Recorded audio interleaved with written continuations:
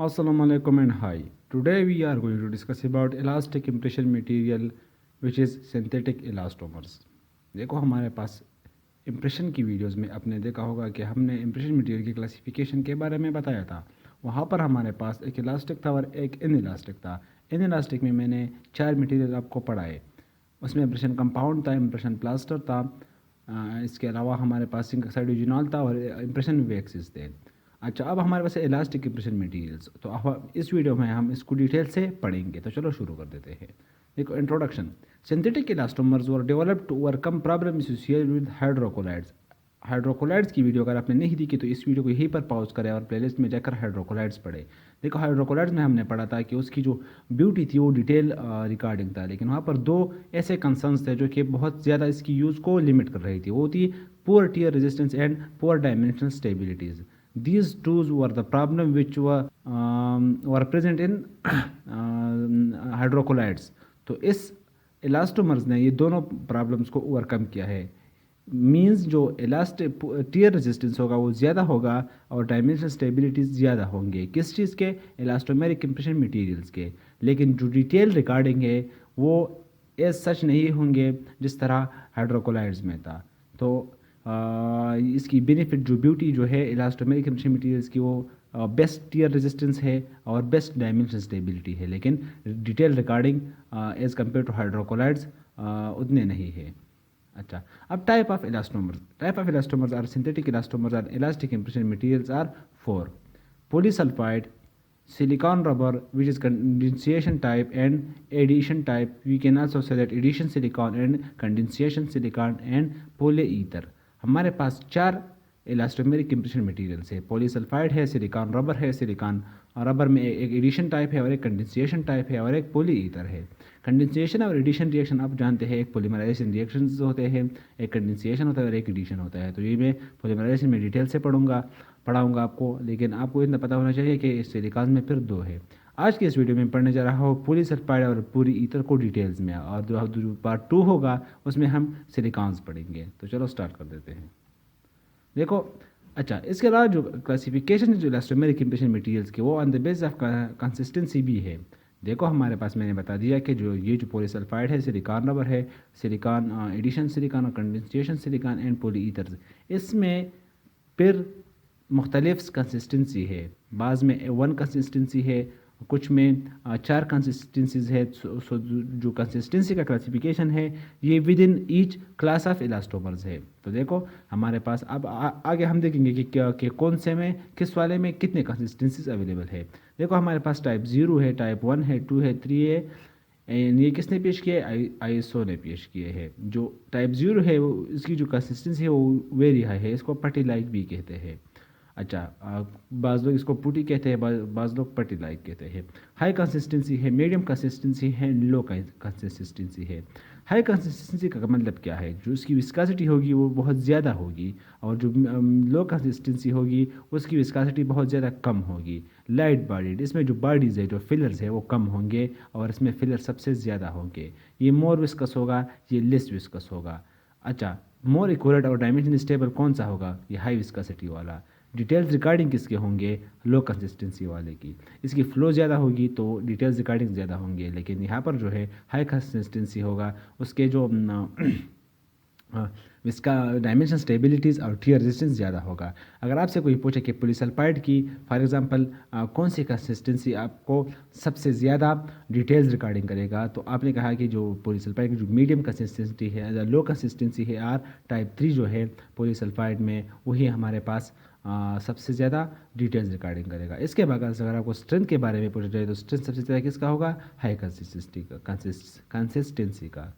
अच्छा, type 1 and type 2 are normally use in combination with type 3 material. जो हमारे पास type 0 है और टाइप 1 जो है, इसको किस चीज़ के साथ हम यूज़ करते हैं? Combination with type 3। देखो इसकी कंसिस्टेंसी बहुत ज़्यादा हाई है और इसकी कंसिस्टेंसी हाई है एंड इसकी कंसिस्टेंसी लो है।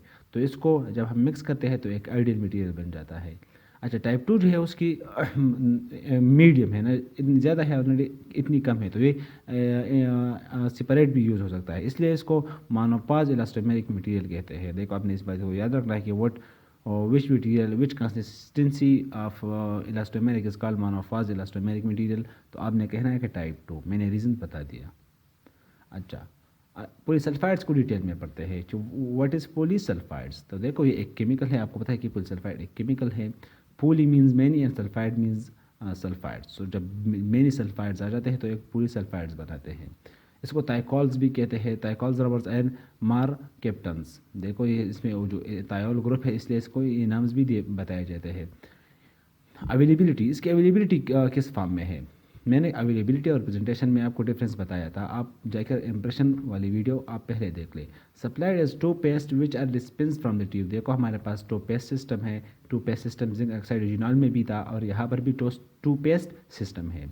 One paste is base paste while the other is catalyst paste. यही बात जिंक ऑक्साइड रिजिनॉल सीमेंट्स में भी थी। एक कैटलिस्ट पेस्ट होगा और एक बेस पेस्ट होगा। कैटलिस्ट पेस्ट का कलर, इन दोनों का कलर डिफरेंस होगा इसलिए हम कलर से आइडेंटिफाई करेंगे। बेस पेस्ट इज वाइट, देखो, एंड ड्यू टू फिलर। देखो बेस पेस्ट क्यों वाइट होगा?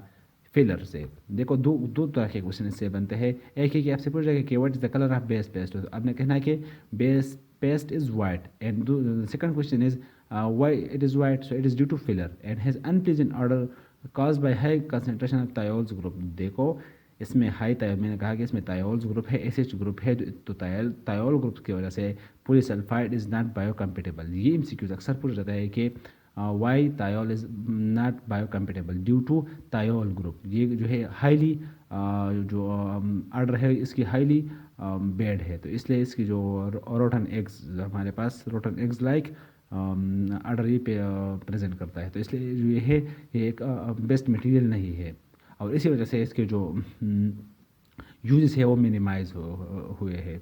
Catalyst paste containing lead dioxide is dark brown. हमारे पास जो कैटलिस्ट पेस्ट है वो डार्क ब्राउन है और किस वजह से ब्राउन है due to lead dioxide. Composition में आगे पढ़ने वाला हो। Colour contrast is add. देखो कलर कंट्रास्ट हमें ऐड करता है in mixing. Adhesive is use to promote adhesion between impression material and tray. देखो हमें एडहेसिव चाहिए क्योंकि मैकेनिकल एडहेशन नहीं करता, तो हमें पॉलीसल्फाइड के केस में एडहेसिव चाहिए, ट्रे एडहेसिव चाहिए, क्योंकि इसकी जो मैकेनिकल एडिशन है वो बहुत ही कम है। क्यों कम है? इसकी कंसिस्टेंसी ज़्यादा है, विस्कोसिटी ज़्यादा है, तो ये जो परफोरेशन होंगे ट्रेज में वहाँ पर एडजस्ट नहीं होगी, तो इसलिए जो इसकी जो एडिशन है वो क्या होगी, हमारे पास फिजिकल एडिशन नहीं होगी और केमिकल एडिशन होगी। हमें ट्रे एडहेसिव दरकार होगा। Viscosity of the paste is control by the quantity of filler incorporated by the manufacturer. देखो विस्कोसिटी जो पेस्ट की है, मैंने कहा कि वो फिलर से इफेक्टेड होगी। देखो फिलर सबसे ज़्यादा किस में होगा? सबसे ज़्यादा फिलर हमारे पास टाइप 0 में होगा, जिसको हम पुटी लाइक या पटी लाइक कहते हैं। तो ये विस्कोसिटी जो होगी वो किस चीज़ पर इफेक्टेड होगी? वो फिलर कंटेंट पर इफेक्ट होगी। अच्छा, 3 ग्रेड्स। देखो हमारे पास पॉलीसल्फाइड में कितने ग्रेड्स है? 3 ग्रेड्स है। कौन कौन से?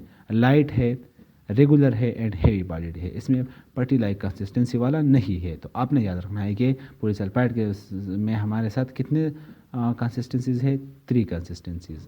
देखो इस डायग्राम से सब कुछ क्लियर हो जाएगा। ये हमारे पास कैटलिस्ट पेस्ट है, ये बेस पेस्ट है, इसकी कलर वाइट है। White is due to which content you should tell me. And इसके बाद जो हमारे पास ये जो है catalyst paste, it is white due to lead dioxide. तो ये जो sorry not white, it is brown due to lead dioxide, और ये कैटलिस्ट पेस्ट है।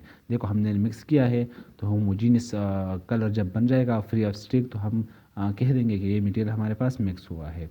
तो it is polysulphide presentation and availability. अच्छा, इसकी कंपोजिशन क्या है? कंपोजिशन से अक्सर क्वेश्चन आता है, और एक अगर आपसे अगर सारे कंटेंट्स के बारे में नहीं पूछे तो रूल्स पूछेंगे कि पॉलीसल्फाइड्स में फॉर एग्जांपल जो प्लास्टिसाइज़र है वो उसका नाम बताओ और उसका काम क्या है, इनर्ट फिलर कौन सा है, ये अक्सर पूछा जाता है, तो आपने इसको याद रखना है। देखो पॉलीसल्फाइड की जो पेस्ट है और एक कैटलिस्ट पेस्ट है, तो बेस पेस्ट का कंपोजिशन अलग है और कैटलिस्ट का अलग है।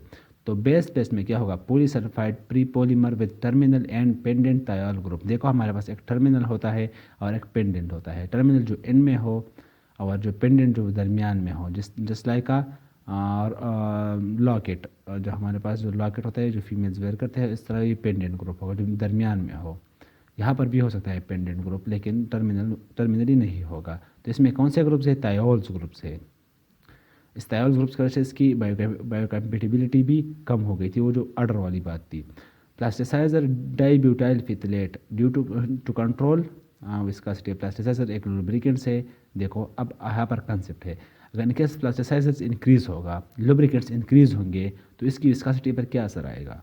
देखो जब प्लास्टिसाइजर इंक्रीज होगा, हमारे पास जो पॉलीमर चेन्स है उसके दरमियान लुब्रिकेशन आ जाएगी। जब लुब्रिकेशन आ जाएगी तो बॉडी फ्लो इजीली कर सकेगा। जब फ्लो इजीली कर सकेगा तो हमारे पास क्या होगा, विस्कोसिटी डिक्रीज होगी। तो प्लास्टिसाइजर विल डिक्रीज विस्कोसिटी और फ्लो को इंक्रीज करेगा। जितना हम प्लास्टिसाइजर ज़्यादा करेंगे उतना हमारे पास विस्कोसिटी कम होती जाएगी और फ्लो ज़्यादा होता जाएगा, क्योंकि एक लुब्रिकेंट्स का काम करता है। अच्छा, इनर फिलर, जब इनर फिलर इंक्रीज होगा तो ये क्या करेगा, विस्कोसिटी को इंक्रीज करेगा। Titanium dioxide is what, titanium dioxide is inner filler to give body देता है, control viscosity mean increase viscosity and modify physical property. Obviously जब विस्कोसिटी इंक्रीज करेगा तो फिजिकल प्रॉपर्टीज़ में भी चेंज आएगा। तो ये बेस पेस्ट की बात हुई। अच्छा, अब कैटलिस्ट पेस्ट, इस कैटलिस्ट पेस्ट में भी 3 कंपोनेंट्स है। एक लेड डाइऑक्साइड है, it is one of the reactive agent with it react with polysulphide, तो एक रिएक्टिव एजेंट है। अच्छा, सल्फर क्या है, ये सिटिंग रिएक्शन में इन्वॉल्व होता है। सिटिंग रिएक्शन में हमारे पास पॉलीसल्फाइड में जब सिटिंग होती है तो ये सल्फर इनकारपोरेट हो जाता है। तो सल्फर का रोल इतना अहम नहीं है, इसमें कोई इंटरेस्टिंग बात भी नहीं है, just it help in sitting. Sulphur, इससे आप सिटिंग याद कर सकते हो। डाईब्यूटाइल फिथलेट, देखो वहाँ पर भी फिथलेट था, यहाँ पर भी फिथलेट है।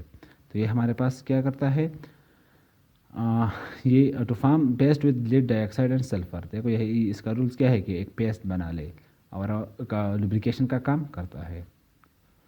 अच्छा, सिटिंग रिएक्शन ऑफ पॉलीसल्फाइड, देखो सिटिंग रिएक्शन को आप डिटेल से पढ़ते हैं।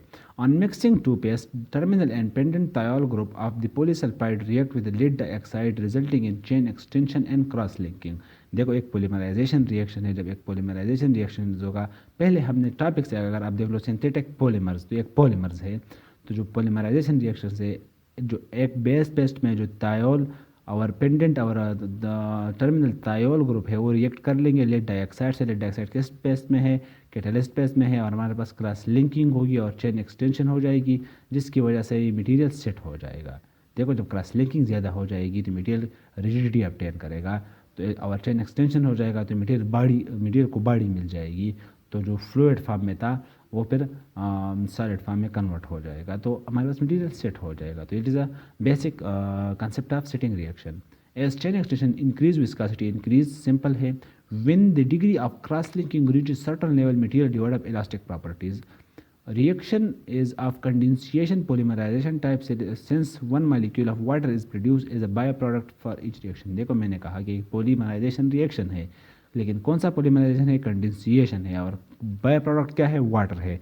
देखो याद रखो कि पॉलीसल्फाइड में what is the by product in polysulphide, you should say water, and what type of reaction it is, polymerization reaction। what polymerization, condensation polymerization।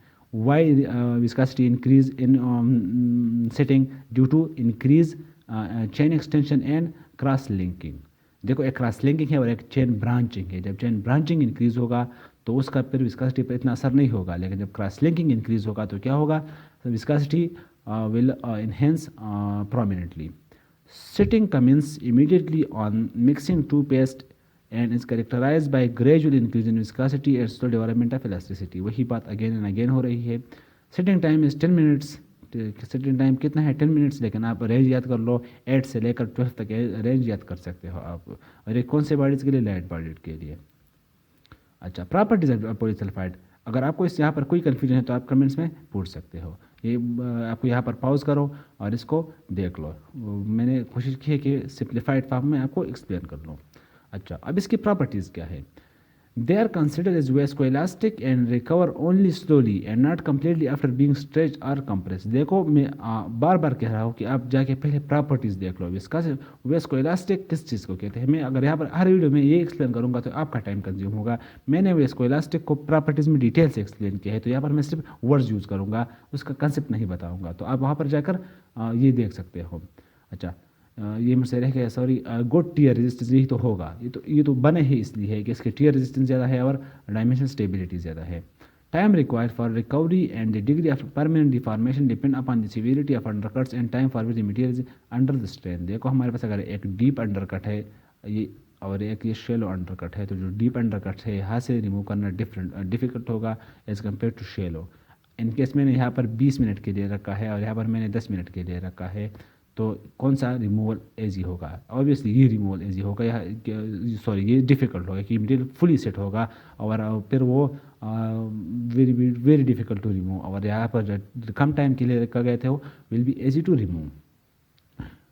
Sorry, viscosity and dimensional stabilities increase with increase in filler content while setting contraction and thermal contraction decrease। देखो मैंने पहले consistency वाली बात में बताई थी कि 4 consistencies है, फिलर्स की वजह से डिफरेंट कंसिस्टेंसीज अचीव कर लेता है। देखो जब हमारे पास मैंने कहा था जब फिलर इंक्रीज़ होगा तो विस्कोसिटी इंक्रीज़ होगी, जब विस्कोसिटी इंक्रीज़ होगी तो डायमेंशनल स्टेबिलिटी इंक्रीज़ हो जाएगी। हमारे पास जो सेटिंग कंट्रैक्शन होगा और थर्मल कंट्रैक्शन होगा वो कम हो जाएगा, जो कि बेनिफिशियल है। ये दोनों बेनिफिशियल इफेक्ट है।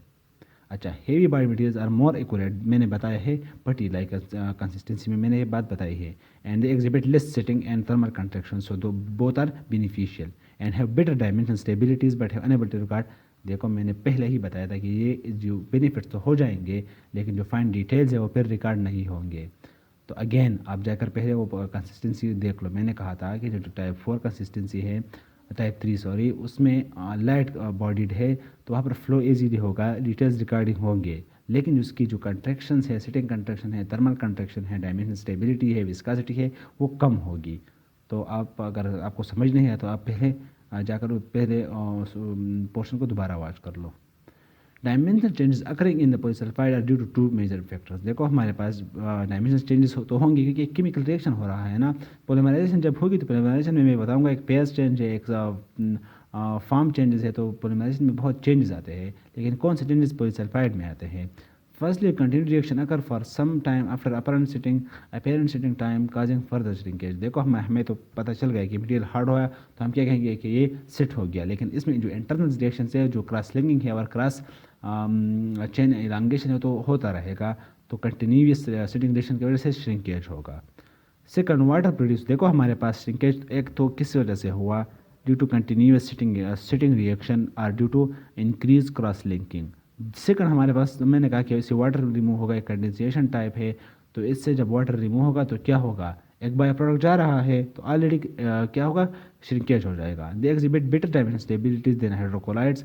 The use of lead compound is unlikely to cause harmful effect because the impression material is only for few minutes in a patient mouth and hydrophobic। Simple है। अच्छा, ये हमारे पास क्या है? पॉलीसल्फाइड। यहाँ पर पॉलीसल्फाइड मैंने डिटेल से पढ़ लिया, इससे आगे जाना आपके लिए अच्छा नहीं है। अगर आप इसके अलावा कोई और बुक उठा लोगे, फिलिप्स उठा लो, मिकेब उठा लो, टर्स उठा लो, मानापलीड उठा लो, मैंने सारे सबसे स्लाइड्स उठाए हैं और ये कॉन्सेप्ट आपको हर जगह पर मिलेगा। तो अगर आप ये स्लाइड्स ही देख लो तो it is more than enough. अच्छा, अब पोली ईथर है। पोली ईथर भी हमारे पास एक इलास्टोमेरिक इंप्रेशन मटेरियल है। इसको मैं जल्दी पढ़ूंगा क्योंकि इसकी प्रॉपर्टीज ऑलमोस्ट सेम है एज पॉलीसल्फाइड। अगर आपको पॉलीसल्फाइड समझ आ गया तो आप almost all elastomeric impression materials समझ पाओगे। बहुत ही कम डिफरेंस है and I will highlight the difference. Availability, देखो ये जो पहले आई थी 1960 में आया था, ये हिस्ट्री नहीं है। आपको अगर डेट नहीं आना चाहिए तो कुछ भी कोई बात नहीं। The materials are supplied in 2 paste. देखो वही बात है, 2 पेस्ट सिस्टम है।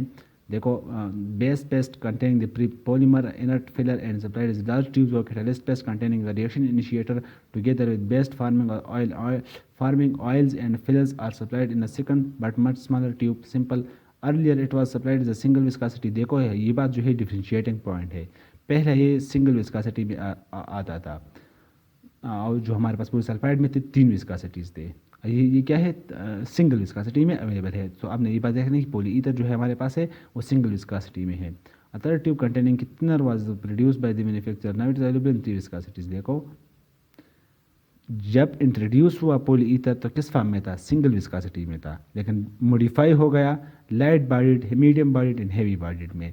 तो अब अवेलेबल फॉर्म्स कितने हैं? 3 है, लेकिन पहले आया किस फॉर्म में था? सिर्फ 1 फॉर्म में आया था।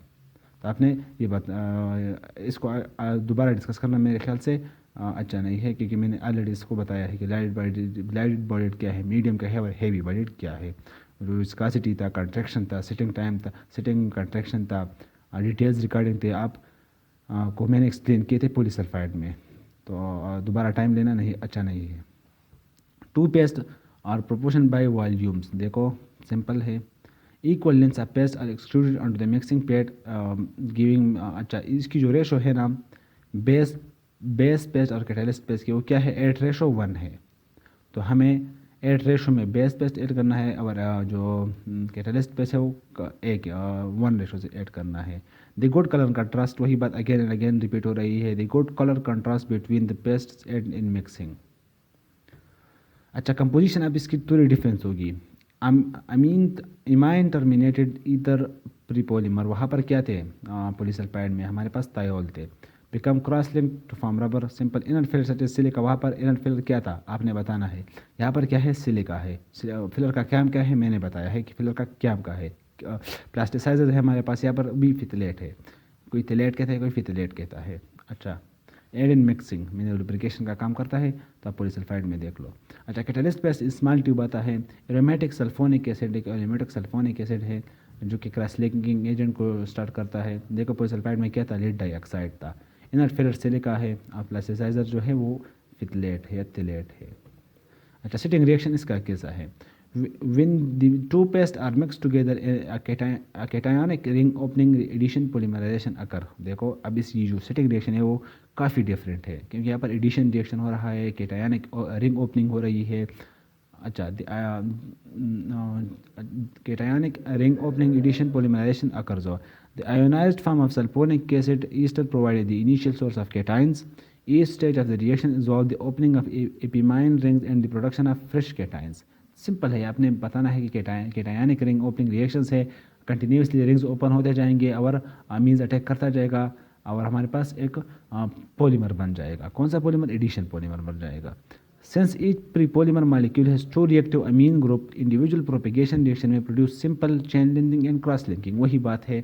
The reaction is an of addition type with no byproduct being produced. As the reaction proceeds, the viscosity increases and eventually a relatively rigid cross-linked rubber is produced। देखो जब cationic ring opening addition polymerisation reaction हो रहा है तो इसमें क्या होता है, जो ionised form of sulphonic acid है वो क्या करेगा, हमारे पास कैटायन प्रोवाइड करेगा।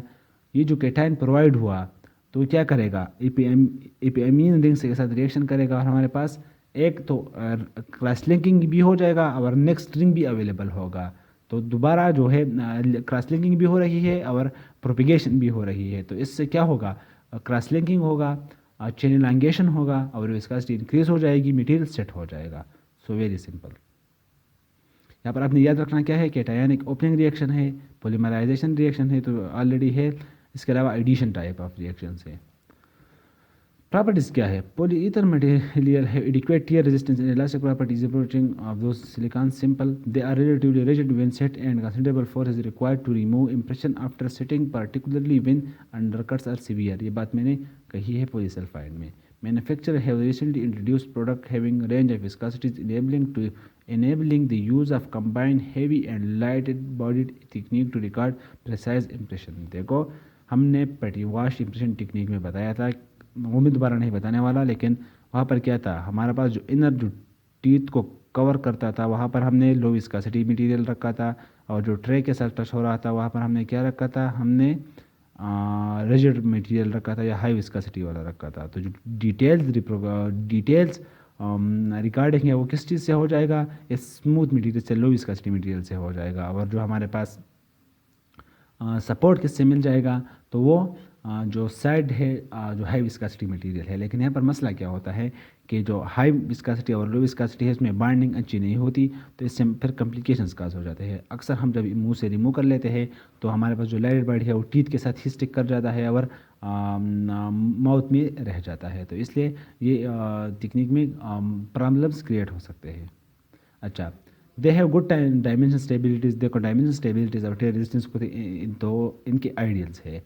This is related to the fact that the material contain no volatile constituents. देखो इसकी डायमेंशन स्टेबिलिटीज हमारे पास पॉलीसल्फाइड से ज़्यादा होगा, क्यों, वहाँ पर दो वजह से हमारे पास श्रिंकेज हो रहा था, एक क्रॉस लिंकिंग से और एक वाटर रिमूवल से। यहाँ पर भी क्रॉस लिंकिंग है, यहाँ पर भी श्रिंकेज है, लेकिन यहाँ पर वाटर रिमूव नहीं हो रहा। जब वाटर रिमूव नहीं हो रहा तो इसका मतलब ये है कि यहाँ पर डायमेंशनल चेंजेस कम होंगे, डायमेंशनल स्टेबिलिटी ज़्यादा होगी as compare to polysulphide. And set by an addition reaction producing no volatile byproduct. However, the set material is hydrophilic and absorb water under condition of high humidity. ये एक hydrophilic impression material है, आपने याद रखना है। Polysulphide क्या था वो मैंने बताया है कि वो क्या था, आपने जाकर वो वीडियो देखनी है। मैं डायरेक्टली भी बता सकता हूँ, लेकिन मैं आपकी लर्निंग को इवॉल्वेट कर रहा हूँ कि आपने कितना लर्न कर रखा है, तो ये आपने बताना है। This cause the impression material to solve and distort. देखो हाइड्रोफिलिक है तो स्वेलिंग और डिस्टॉर्शन का चांसेस भी ज़्यादा है। एलर्जिक रिएक्शन है also been studied with the use of polyether impression material usually due to the sulfonic acid catalyst. देखो हमारे पास पॉलीसल्फाइड में क्या था, वहाँ पर थायोल ग्रुप था तो वो बैड ऑर्डर प्रोड्यूस कर रहा था। यहाँ पर सल्फोनिक एसिड है तो क्या करता है, इरिटेशन करता है। अच्छा, इसके एप्लीकेशंस क्या है? Commonly these materials are used as a monophase where a single viscosity of material is used for tooth and the bulk of the impression in a tray to be seen around the prepare teeth in the mouth. वही बात मैंने कही है, again आ रही है। जो हमारे पास inner layer था वो लो विस्कोसिटी से होगा और जो आउटर लेयर था वो हाई विस्कोसिटी से होगा। तो ये बात मैंने कही है और इसको मोनोफाज टेक्निक भी कहते हैं। मोनोफाज भी यूज़ होते हैं और जो पर्टिकुलर इलास्टोमेरिक इम्प्रेशन मटेरियल थे वो भी साइड वाइज यूज़ होंगे। पॉलीईथर मटेरियल हाइड्रोफिलिक, देखो हाइड्रोफिलिक है, therefore they can record equivalent impression when it is difficult to achieve perfect moisture control. देखो हमारे पास माउथ हाइड्रोफिलिक है तो it is one of the best material in mouth. अच्छा, इसका डिसएडवांटेजेस क्या है? देखो डिसएडवांटेजेस अक्सर पूछे जाते हैं। Greater disadvantage from a chemical standpoint is the rigidity of this material। देखो ये हाईली बहुत ज़्यादा रिजिड है तो इसकी ये एक डिसएडवांटेज है। कैसे डिसएडवांटेज है आगे आने वाला है। This make removal of impression very difficult to indented patient when there are mark undercuts present around the teeth. आपने पिक किया होगा। It is sensible to block out such undercuts area with a wax prior to recording the impression. The rigidity of these material is used to good effect when recording impression for dental implants। देखो अक्सर यहाँ पर एक इस MCQ भी है और viva question भी है। देखो हम पॉलीईथर में wax as a spacer use करते हैं और एज ए सेपरेटिंग एजेंट। तो ये दोनों एजेंट है, एक स्पेसर है और एक सेपरेटिंग एजेंट है। तो आपने बताना है कि हमें ये as a separating agent use करते हैं। देखो वैक्स हमारे पास क्या है, प्रोवाइड करेगा separation from the teeth. So wax is use in polyether as a separating medium not a spacer. Spacer तो हम सीमेंट्स के लिए यूज़ करते हैं, जैसे कि प्लेटिनियम हो गया, हम पोर्सिलिन में यूज़ करते हैं तो पोर्सिलिन में हम प्लेटिनियम यूज़ करते हैं सीमेंट्स के लिए, कंपोजिट सीमेंट्स के लिए, ताकि वो टीथ को फिर ल्यूट कर सके। तो यहाँ पर जो है वैक्स किस लिए यूज़ हो रहा है? वैक्स यहाँ पर हमारे पास as a separating medium use हो रहा है। अच्छा, ये देख लो हमारे पास ये सिरेंड्स फॉर्म्स है, ये एक इम्प्रेशन लिया गया है पॉलीईथर से। देखो ये हमारे पास लो विस्कोसिटी वाला इनर है एंड हाई विस्कोसिटी वाला आउटर है। ये जो टेक्निक है, टेक्निक का नाम मैंने बताया है, दोबारा नहीं बताऊंगा। अच्छा, इसके बाद देख लो आप, सिंपल है, इसमें कुछ इतना रॉकेट साइंस नहीं है, मैंने हर एक चीज़ को एक्सप्लेन किया है। देखो इसकी जो पर्पज़ क्या है, पर्पज़ मैं आपको दोबारा बता दूँ। जो सपोर्ट है वो किस चीज़ से प्रोवाइड होगा, हाई विस्कोसिटी से प्रोवाइड होगा, और जो डिटेल्स रिकॉर्डिंग होगी वो लो विस्कोसिटी से प्रोवाइड होंगे। So that's all. अगर आपने इस वीडियो से कुछ भी सीखा है और अगर आपको कुछ भी कन्फ्यूजन है तो आप कमेंट्स में आस्क कर सकते हो। इसके अलावा अगर आपको मेरे एफर्ट्स अच्छे लग रहे हैं और आप इस वीडियो से कुछ समझ रहे हो तो काइंडली इस चैनल को सब्सक्राइब करें।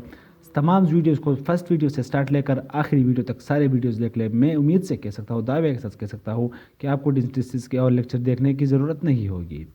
अगर आपको अगेन मैं कह रहा हूँ, अगर आपको ये वीडियोस पसंद आ रहे हैं तो kindly like this video, subscribe this channel and share with your friends. Thank you so much for watching.